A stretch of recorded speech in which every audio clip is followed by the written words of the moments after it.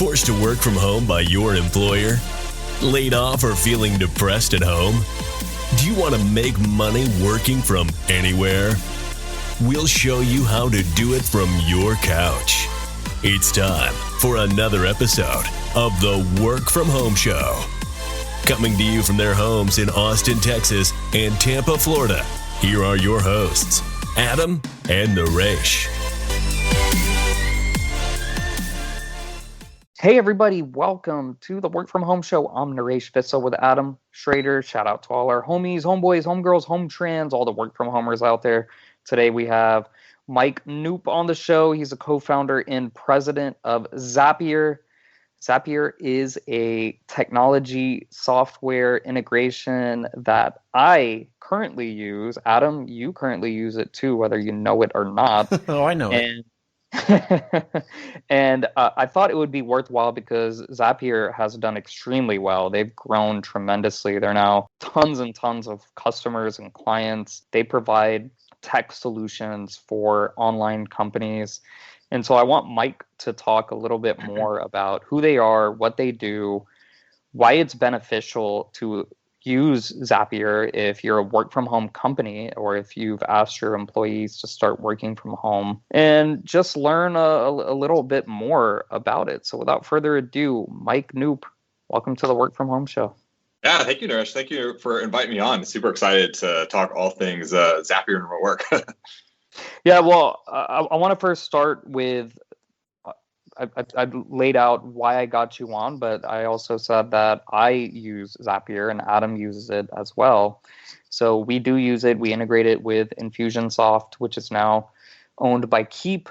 And we have used Zapier to integrate RingCentral, basically. And you're going to get into what Zapier is, but we use RingCentral for our phone calls and tracking all that and integrating RingCentral into leads within Infusionsoft so that it's just automatically populated and updated if a call is made. And then, of course, there's the email integrations to Gmail, and we integrate to Gmail. So anyway, tell us what Zapier is and how it came about, because you are, like I said, a co-founder. Totally. So you started naming a few of the apps we integrate with. Zapier is basically at its core is workflow automation software. It's a software tool that's designed to be used by individual people. We generally tend to have a lot of small businesses, very small businesses, even 1- and 2-person shops that tend to get a lot of leverage and value out of Zapier. One of the things that we I think have seen over the last decade, and certainly over the last year with all the COVID and companies going fully remote, is just this explosion in use of digital software and tools to run businesses. All the way from large enterprise businesses all the way down to the 1- and 2-person mom and pop shops as well. And whenever you end up using a lot of these digital tools in your day-to-day jobs, it kind of there is a secondary problem that tends to arise, which is they don't talk well together. They don't play well together.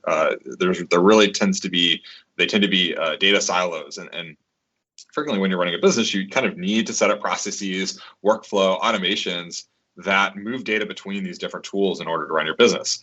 I think you mentioned a really interesting, a good one with the RingCentral example with your CRM over in Infusionsoft.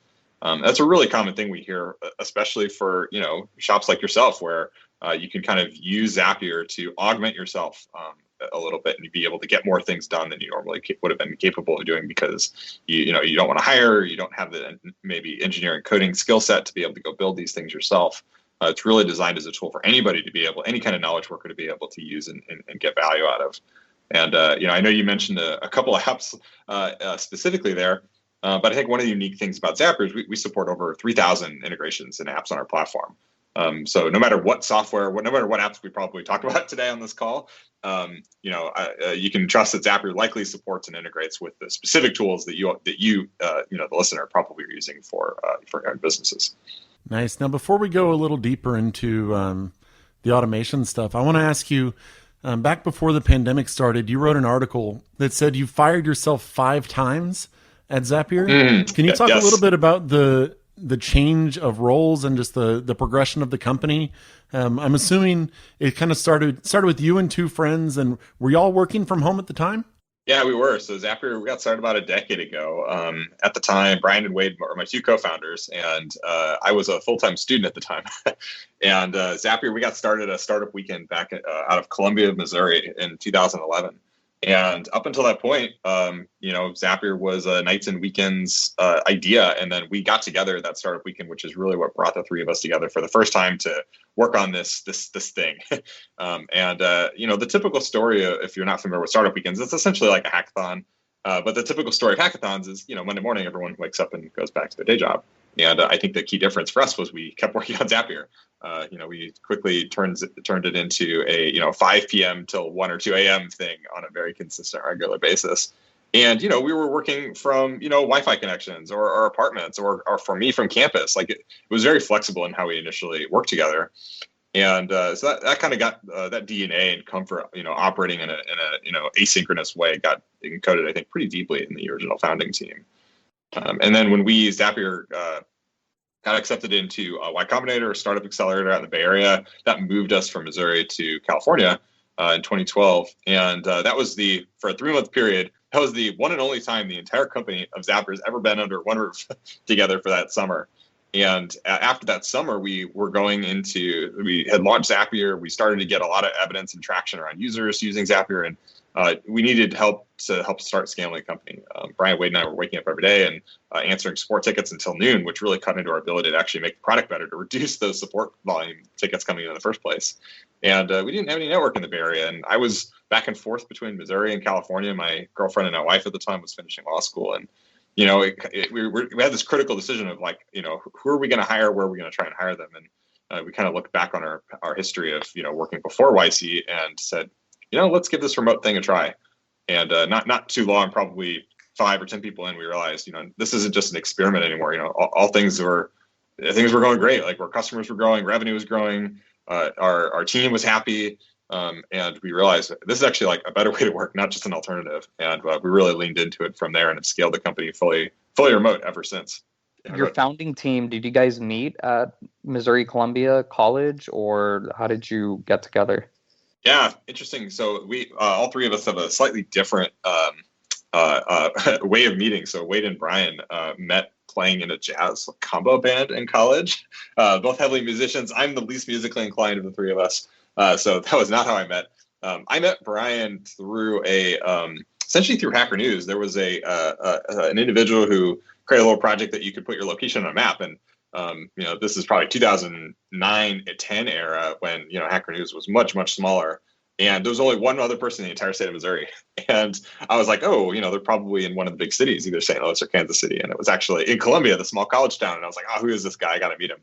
And so it turned out Brian Wade actually Brian and I worked at the same company as like contractors at this company in Columbia, Missouri. So all just stars aligned, had to meet. We got beers for several times and we're interested in working on something together. And finally we're able to bring, Startup Weekend was really the moment where all three of us got in the same room at the same time and kicked off the company. Now, did it start because you guys just had like two things that you wanted to work together and you got mad that they wouldn't? Or how did y'all come up with the idea? It kind of, again, I think all three of us had slightly different observations that led to kind of being motivated to work on Zapier. We worked, I mentioned this company that we all worked at in Columbia was this online mortgage company, and we all worked in the marketing side. So we got a lot of exposure to a lot of these online digital tools and trying to, move lead data from one tool to another, and just saw that pain over and over again. At the time, I was like a Facebook ecosystem developer. This was right when the Facebook platform was starting to kick off a decade ago. And I was doing a lot of contracting and just using the Facebook API over and over again with all these different clients I had. And I was building the same thing. It was really not special. And I also realized, man, this is like using this API in this kind of way it's pretty, rote. It would be really cool if there was maybe some kind of like abstraction layer I could build on top of it that we could just deliver that as a product experience instead of me having to charge an hourly rate to just re-implement the same thing over and over. So a couple of different, observations that led to this core idea that we kicked off at Startup Weekend, which was, I think we were just, kind of fans of APIs. It was kind of this new thing in the world. A lot of SaaS companies were starting to launch more and more APIs. There's more and more SaaS companies getting launched as well. And we just thought APIs were really cool, and there was an opportunity to do something neat with them. I think the original ambitions for the company weren't much more grand than that. I think it was hey, this is a cool chance to, be able to build a company that we want to work on a cool product, make some customers happy, feed ourselves. And, obviously Zapier has been quite successful since then, and our ambitions have grown. But at the beginning, that was kind of the motivations. In 2017, you guys paid your employees to leave Silicon Valley and the Bay Area. Fast forward to 2020, 2021, and you are continuing to see a mass exodus. Why did you do that back in 2017? Yeah, this came out of so one of the interesting things we do, because we're a fully remote company, is we do 2 retreats every year where we get the whole company together in a cool location. We just find it's really beneficial to building those bonds and kind of getting out of the normal, calendar cycle and being able to spend time directly with each other to build that trust in those relationships that then can persist, while we're operating fully remote then. And I think this was an idea that came out of actually one of those retreats. It was a side project that 2 folks on our engineering team were considering and thinking through, like, hey, maybe there would be like an interesting recruiting opportunity if we, tried to actually intentionally recruit people who were interested in leaving the Bay Area. I think one of the things we'd seen through some of our interviews is at the time there were quite a few candidates who we were interviewing with that, one of the reasons they were even talking with us in the first place was because we had, built an employer branding around being a remote first company. And, they, at the time, this is pre-COVID, so not everyone had gone remote yet. There weren't really that many options for folks to consider. If you wanted to work in a technology company at a high growth, startup with like a lot of growth potential, and you wanted not to be in the Bay Area, there really weren't that many options if you wanted that level of flexibility. So that was one of our kind of ways that we tried to lean into that branding a little bit to, cement that, hey, if that's something that's appealing to you, there are opportunities to work in those types of companies. And Zapier is one of them. So come talk to us. You talked about earlier that Zapier integrates with 3,000 apps. Is it just your customers say, hey, we're buying this new one, will y'all integrate with it and y'all look into it? Or how do you decide? Because, I mean, that's a ton of apps to have to integrate with. Yeah, I think we launched like 1 new app a day, I think is the rate at this point. And certainly what you described was what we did in the beginning. In the very beginning of Zapier, I think Brian Wade and I, we built maybe the first 50 or 60 all ourselves. And that was very much in just direct response to customers. We would see people would show up at our website, and we had a couple guesses of what integrations folks would want. So we had landing pages up, but we hadn't built out any of the integrations because there was a pretty high opportunity cost for that. So we had just landing pages and forums on our website where we asked people, hey, if this is something you want, pay us $5 and get into our beta. And we would sometimes try to turn those integrations around same day even. It was not too hard to build those, but we just needed a couple people to tell us they really wanted us. And we would try to build that integration and get them back on, Skype or Google Hangouts at the time and walk them through using the software and get it turned on. These days, it's much more of a system, right? I think whenever you have thousands of anything, you have to think of it more of a system instead of a one-off. So we have, inbound collection tools where we get feedback from users. We have a partnerships team where we reach out to, known partners that aren't on Zapier yet and try to engage with them to get their integrations built. So these days, it's much more thinking at scale for how new apps gets launched. But certainly back in the day, it was, hey, what is the one tool you need to use that you can't use Zapier unless it integrates with? And that's how we got those first ones all built. Let's try to give a case study or give some examples. So what low-level tasks can Zapier automate, and what low-cost solutions do you have for our listeners who are just mom and pop work from home business owners, mom and pop work from homers? Yeah, I think I love this question. One of our internal values is don't be a robot, build a robot. And the reason we have this as a value is because Zapier, we just found from the very beginning that there was a personal productivity and efficiency mindset in everybody we hired. Probably no surprise, right? Given the nature of the company and the product. But one of the things that this has resulted in is we have a lot of people inside Zapier. I think Zapier is probably one of the biggest users of Zapier and has been basically since the very beginning. So some really interesting, cool use cases that I did a research study internally about a little over a year ago with one of our UX designers to go through all of the ways Zapier uses Zapier itself and kind of start to categorize these. And there's some really interesting ones. I think one of the, and this is all kind of with the background context that Zapier is fully remote. So I think there's probably a lot of inspiration that we could take away for a lot of listeners here. I think one of the biggest ones that came up is when you're in a fully remote environment. One of the biggest missing things that I've observed is primarily our communication. When you're in person, and y'all probably know this intimately yourself, is that you kind of default to the highest bandwidth mode of communication. You default to I have body language, I have full verbal communication, I have eye line. Like, you have all these non-verbal extra context signals that you can use to communicate. And when you're a remote company, you're actually on the complete opposite end of the spectrum, where actually the default is nobody's talking at all. So you have to be really intentional about creating moments when you want interaction and communication to exist, because the default is it indexes towards 0 versus full. And both ends of the spectrums have trade-offs. Full communication bandwidth is great, but it means you're constantly getting interrupted, right? There's a high chance of having to get distracted from whatever your key priority or task is. On the other side, zero communication is great. You get deep focus mode. But if you're never actually coming up to communicate and coordinate with coworkers or colleagues or customers, you might be off track. So we've had to be really intentional at Zapier about designing internal checkpoints for that. So one of our most common use cases across the company, and you see this in every team, is using Zapier to set up these like recurring team syncs and checkpoints. We're a pretty heavy Slack user today in Zapier, so we have a lot of Zaps that we'll usually use a schedule Zap or monitor calendar, and every Monday or every day at 8 a.m. we'll post a message into one of our Slack channels that's kind of a stand-up on it, and it is a reminder moment for folks on that team to share what they're working on and share what they got done yesterday, or share what the big problems and hurdles are ahead next. Trying to replicate some of the more team stand-up types of things that can happen in a co-located company, but just in a remote environment. And I think we see this pattern play out over and over again, where you kind of take some of these in-person types of systems and they can get translated or at least they have a way of getting translated into kind of a fully digital, remote first kind of environment. Another one that we lean into a lot is more on the culture building side of things.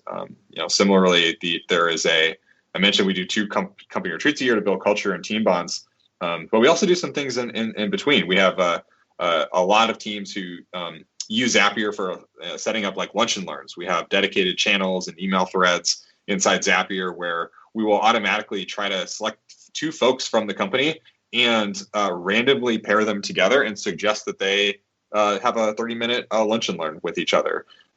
These are just, there's no expectations of the content or the agenda, but it's like kind of just one of these background systems that we build internally to try and create some of those cultural touch moments that otherwise wouldn't exist if you aren't just passing each other in the hallway or walking out to your car when you're commuting.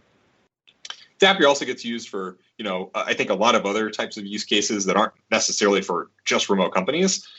Really, any company, I think, one of the things that I've learned running Zapier is remote companies don't necessarily do things differently. They just do things much more maturely and early in their company history. Almost every company eventually has to adopt some of these types of systems and tools to be able to scale. And so there's a whole host of use cases that are kind of agnostic, whether you're an in-person company or a remote company. These tend to just flow around, internal process and workflow and automations. I can just name a couple examples here. Like we've got imagine you're a small business and you've got an online shop and you have collect leads for sales. Maybe you're using Shopify, maybe you're using WooCommerce, maybe you're using just a PayPal account to take payments. A common thing you might want to do is reconnect with your customers and have an email list set up so that you can build an ongoing recurring relationship with those folks. We have integrations that allow you to take those sales and automatically move those individuals into an email list. So you don't have to do that. You don't have to do that in bulk. You don't have to do it manually. It just happens automatically. And then you can build this system where the user constantly gets just engaged over time with your business, and you can build that relationship over time. So a whole host of categories, and happy to talk more about those. But those are just a couple, brief ways that I think I've seen Zapier get used heavily internally. Do you find that there are certain industries that rely a whole lot more on Zapier, or is it just across the board? I'm just wondering if there's one specific industry that seems to use you more. Zapier's a really horizontal tool. I think our number one use case doesn't have more than a few percentage points of the overall usage base. So it really is a long tail.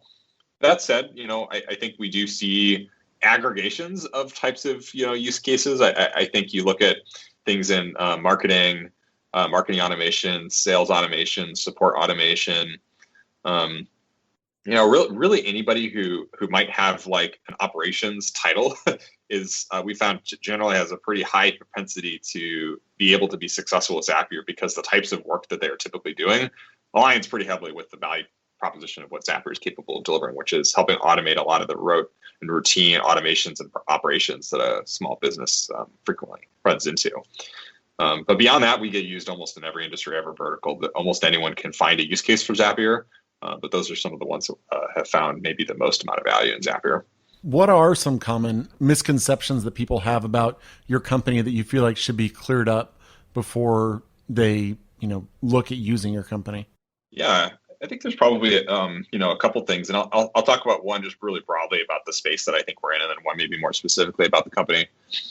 I think one of the interesting things that frequently, I think in the history of technology, the history of automation is can be a bit of a scary word, right? I think kind of the bad version of automation happens to people.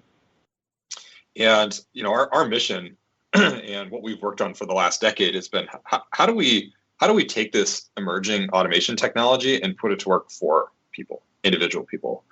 And that's really been the guiding lens of how we've built our product and how we've tried to help our customers is how do we make this technology that previously was only accessible in the hands of folks who had a certain skill set, right? They knew how to program, they knew how to code, and we've technology software has gotten to a point where there are hundreds, millions, tens of millions of people who can now benefit directly and be able to use this type of software directly to benefit themselves, their teams, their small companies. And that's really what Zapier stands for is, how do we put the hands of this power and this technology into the hands of those individual people? And I think this leads to the second misconception, which I've heard a lot over the years, and is that Zapier is technical. Zapier isn't for me.